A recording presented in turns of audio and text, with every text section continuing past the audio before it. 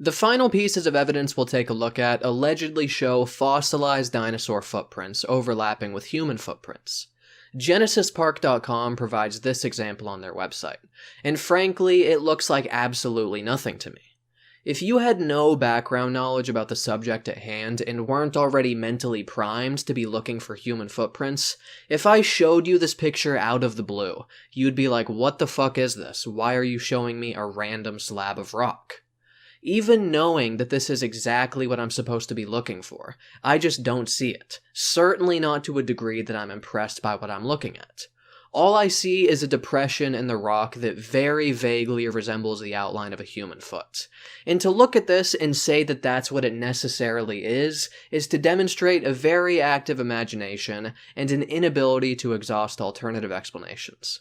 If you look at this and conclude that humans and dinosaurs coexisted, you're probably the type of person who looks at a piece of burnt toast and sees Jesus playing badminton. Forget about the Holy Ghost. This right here is the Holy Toast, my friend. Actually, it's just a piece of burnt bread. Now we're gonna have to ask you to leave the restaurant, sir, because you're scaring all of our customers with your insane religious rantings. A much more impressive example of fossil evidence is what's known as the Delk print. As we can see here, both the dinosaur and the alleged human footprint are much more pronounced.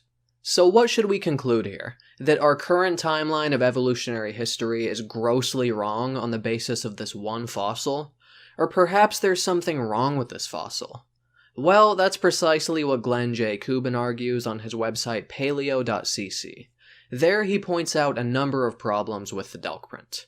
First and foremost, there's, quote, a more central and scientific concern, the lack of in situ documentation, which leaves uncertain the exact location of the original trackbed and whether both prints and all their details were originally part of it.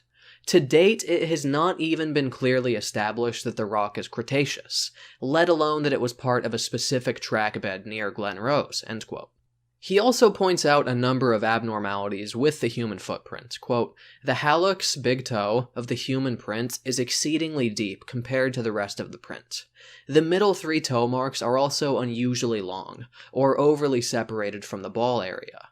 The instep, left side of the print, appears unnaturally straight.